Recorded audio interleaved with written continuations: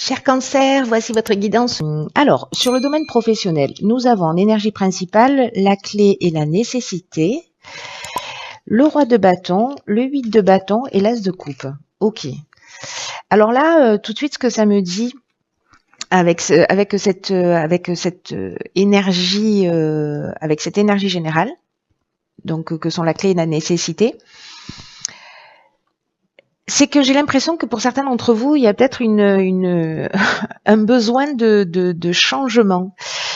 Alors soit vous travaillez dans des systèmes, dans des corporations urgentistes, pompiers, SAMU, vous voyez. Donc soit c'est votre domaine d'activité, soit c'est vraiment un besoin très net de changement dans le domaine professionnel. En tout cas, il y a un changement professionnel ici qui est en train de se préparer, qui sera plutôt positif, hein, avec la carte de la clé. Donc, je pense que pour certains d'entre vous, soit vous allez décider d'agir. Moi, j'ai l'impression que ça va pas traîner dans la tête. Certains l'ont déjà eu.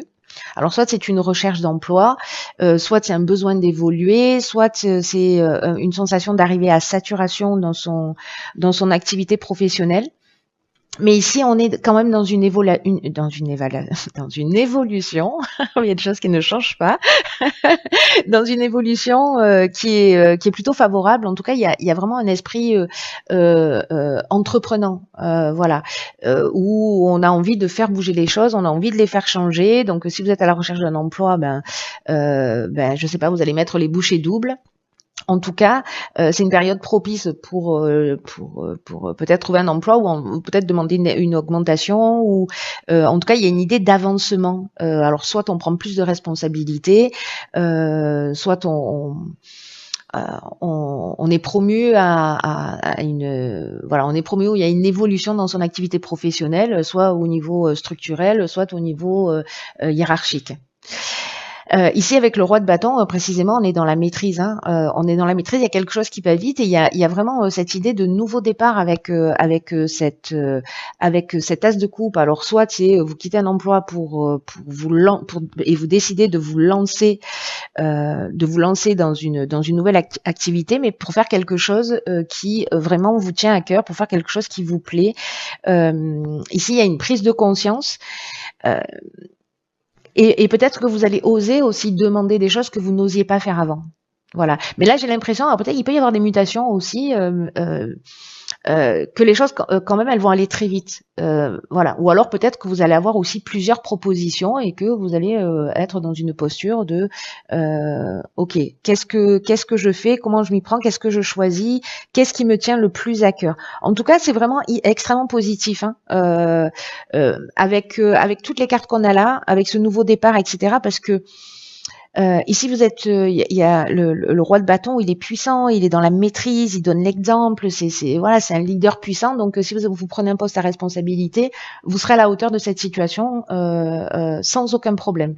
C'est vraiment une évolution qui est extrêmement positive, qui est soit un nouveau départ, soit une évolution dans l'entreprise dans laquelle vous travaillez. Donc, c'est juste génial.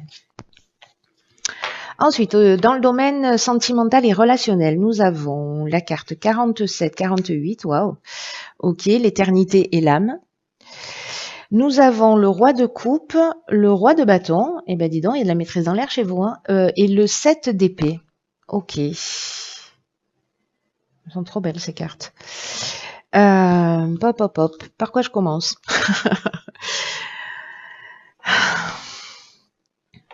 Je vais commencer par ces cartes-là d'énergie principale que sont l'éternité et l'âme. Et en fait, l'association de ces deux cartes, elle nous dit qu'en fait, votre évolution dans le domaine sentimental ou relationnel passe par une évolution spirituelle, une quête spirituelle ou une compréhension. Donc peut-être certains d'entre vous ont besoin d'avoir un conjoint justement avec qui avoir, j'arrive pas à mettre les cartes droites, avec qui avoir un niveau de conversation qui soit plus élevé. Peut-être que ça va s'ouvrir dans votre couple. Peut-être c'est votre conjoint qui va vous ouvrir à ça, c'est possible. Mais c'est comme s'il y avait des attentes, peut-être un peu plus importantes. Il y a peut-être quelqu'un, alors soit vous allez déclarer votre amour à quelqu'un, parce que ici avec le roi de coupe et le roi de bâton, c'est-à-dire que là on est sûr de soi, ou alors c'est lui qui va vous faire une déclaration. Ouais, c'est possible aussi.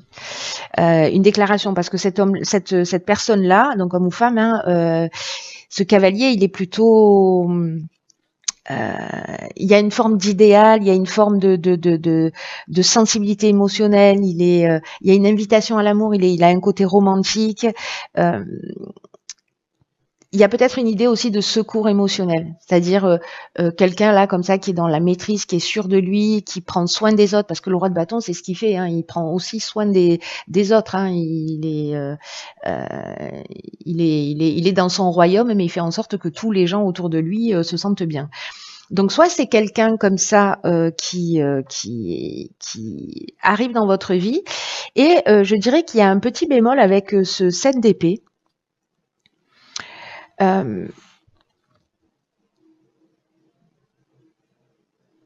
Où il y a soit une idée de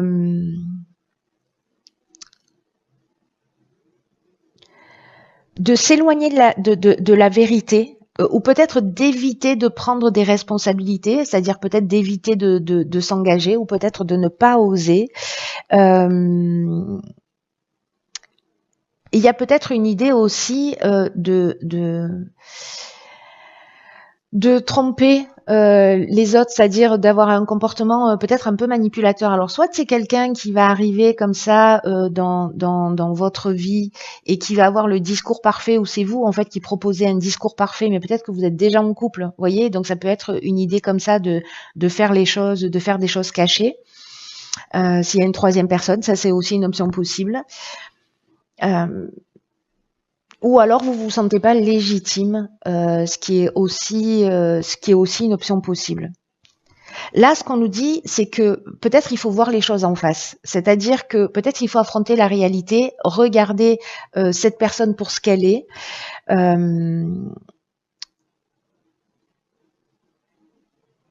De pas fuir une situation, parce que le 7 d'épée, peut-être qu'il est en train de fuir. Donc posez-vous les bonnes questions là, au niveau sentimental ou relationnel, hein, parce que voilà, ça touche pas forcément le domaine sentimental.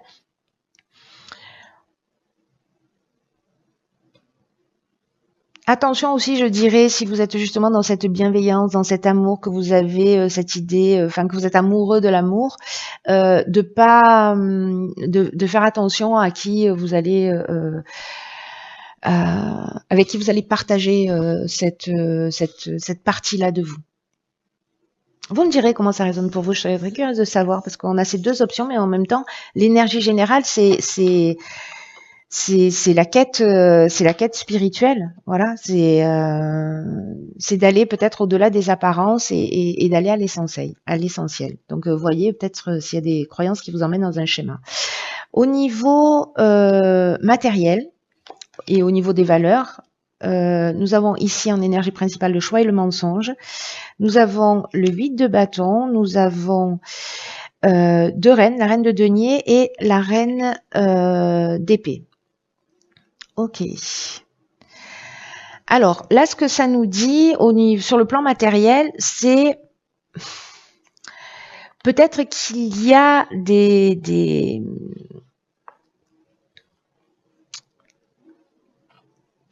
contrats pas clairs, alors des choses qui sont pas claires, ou peut-être des documents qui ont été falsifiés pour des assurances ou pour je ne sais quoi, ou je ne sais pas ce que ça peut être, mais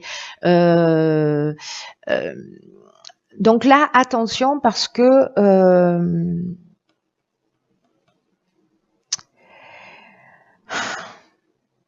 il y a un changement ici, un choix, un positionnement à faire. Peut-être qu'il y a une envie d'obtenir quelque chose et de se dire je vais pas prendre le meilleur, je vais prendre le chemin le plus court pour y accéder. là on vous dit attention, voilà, réfléchissez bien à toutes les options que vous avez en face de vous. Effectivement, il y a peut-être l'option de faire des choses qui sont pas forcément légales, mais voilà, réfléchissez-y à 2 fois. Moi, je pense, alors soit c'est quelque chose, c'est une énergie en face de vous, c'est possible aussi, hein, donc soyez vigilants quand même à ce niveau-là si vous avez des propositions, de lire entre les lignes, voilà. Ici, moi, j'ai l'impression qu'en fait, vous aurez les informations nécessaires parce que ici, il y a une idée quand même d'opportunité ou de choix multiples. Mais en tout cas, c'est comme s'il fallait changer d'attitude ou changer de regard, peut-être dans sa gestion matérielle, dans son rapport à l'argent, parce que ici, la reine d'épée, elle est lucide, elle voit les choses clairement, elle est dans une forme de maîtrise. On a 2 reines là, et puis on a la reine de denier. La reine de denier, c'est le côté matériel, c'est la sécurité matérielle. Donc, j'ai l'impression que là, en fait, il va y avoir une occasion de changer d'angle de vue, mais aussi peut-être comme un test, vous voyez, peut-être parce qu'on va se précipiter dans une situation et on ne va pas voir en fait toutes les options. Et là, on vous dit, vous avez ces capacités. Voilà, n'oubliez pas qu'en fait, l'intérêt, c'est de vous mettre en sécurité, mais faites-le de la manière la plus juste possible. Prenez le temps de réfléchir pour savoir ce qui se cache derrière, pour savoir si vous êtes en conformité, si vous allez dormir tranquille, si vous pouvez vous regarder dans un miroir, et ne vous précipitez pas.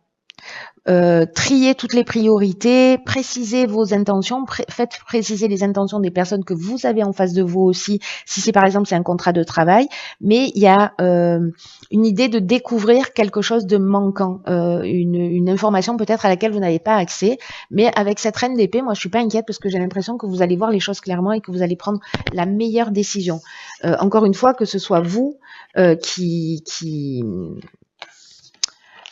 que ce soit vous qui soyez dans cette énergie-là où il y a un changement de point de vue, ou quelqu'un en face de vous qui va vous proposer quelque chose et vous allez voilà, prendre le temps de réfléchir et trouver ce chaînon manquant.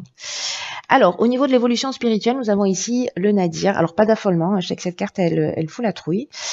Nous avons la Maison Dieu, la Papesse et l'Ermite. Alors, je n'ai utilisé que les arcanes majeures pour l'évolution personnelle et l'évolution spirituelle. C'est un choix personnel. Voilà. Donc, hop, ici, vous voyez mieux. Alors, le Nadir, ça peut parler en fait d'absence de spiritualité d'une manière générale, mais le Nadir aussi, en astrologie, ça correspond au fond du ciel. Le fond du ciel, ça nous parle de l'hérédité, ça nous parle de la famille, de la psychogénéalogie, ça nous parle aussi de voilà de nos racines, de nos fondements, peut-être de notre enfance, de nos croyances. C'est aussi le subconscient, vous voyez, les croyances, celles auxquelles on n'a pas forcément accès. Ça nous parle aussi de tous nos sentiments, de tout ce qui de toutes nos émotions, de nos ressentis qui sont pas avoués. Aussi de sécurité affective avec cette carte avec cette représentation du fond du ciel en fait, hein, qui est la maison 4 et qui parle de l'inconscient, de toutes les choses qui nous conditionnent inconsciemment. Et il y a aussi une idée de fin des choses. Il y a ici la lumière dans l'obscurité, hein. Voilà. Donc on est vraiment dans le fond des choses. Alors ici, peut-être que précisément lié au confort, à la famille, à l'hérédité, à des choses anciennes, à des croyances, à la famille. Je crois que je l'ai déjà dit, mais c'est pas grave, du coup je le redis. Ici, on a la maison Dieu. Pour commencer, la maison Dieu, donc la carte de la tour, hein, elle s'appelle aussi comme ça. Cette carte, ce dont elle nous dit, il y a une idée de muter cet aspect matériel, d'être vraiment voyez, c'est une évolution spirituelle, mais avec une crise salutaire, parce qu'il y a un besoin d'authenticité ici qui est vraiment très très important. Et cette carte de l'ermite, en fait, c'est ce dont elle nous parle, d'aller chercher à l'intérieur de soi, de sortir des illusions, parce que la maison Dieu, elle nous parle de ça, elle nous parle aussi dans l'énergie opposée, de construire sur des illusions, d'être construit, enfin d'avoir des constructions mentales qui sont vraiment solides. On peut voilà, on a des certitudes. Peut-être qu'on on refuse aussi la transformation intérieure. Il y a des choses qu'on n'a pas envie de voir.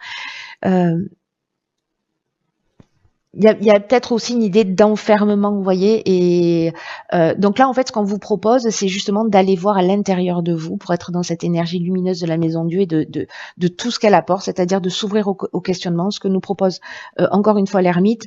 La papesse, elle nous parle précisément de ce que l'on est à l'intérieur et de ce que l'on veut montrer à l'extérieur, c'est-à-dire d'être conscient de qui on est, d'essayer d'unifier ce que l'on voit de soi et de ce que l'on veut révéler de soi.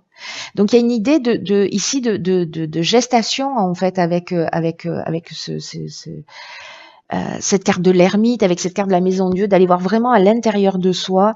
Il y a une espèce de maturation comme ça silencieuse pour accoucher de soi. Pour aller au-delà des apparences et justement pour briser ces illusions. Et cette papesse, en fait, c'est ce qu'elle propose.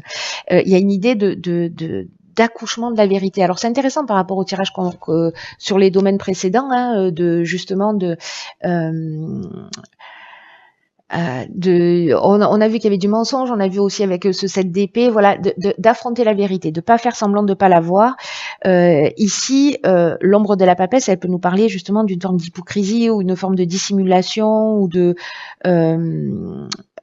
fermeture et où finalement on est dans la censure. Il y a une fausse intériorité. Une espèce d'abus de pouvoir ou de sclérose, vous voyez, interne. Donc là, en fait, il faut vraiment aller chercher dans les fondements, peut-être dans ses croyances, dans son inconscient, parce que c'est une période de germination. On est aussi dans cette énergie-là, l'énergie diverse, c'est une période de germination. On va aller vraiment chercher en profondeur.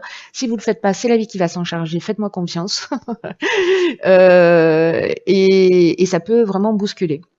Donc bon, ça reste très très intéressant parce que tout ça est là pour nous faire avancer. Mais là, on est vraiment dans l'idée d'aller. Quand je vous disais qu'en fait, j'ai vécu une pleine lune où vraiment ça m'a décollé la pulpe du fond, où il faut aller chercher dans ses fondements, etc. C'est pas forcément confortable, hein. Mais c'est utile, c'est pour se préparer à l'avenir, c'est vraiment utile. Et là, j'ai l'impression que ça ressemble aussi un peu à ça. Alors, je sais pas si c'est ce que vous-même vous avez vécu,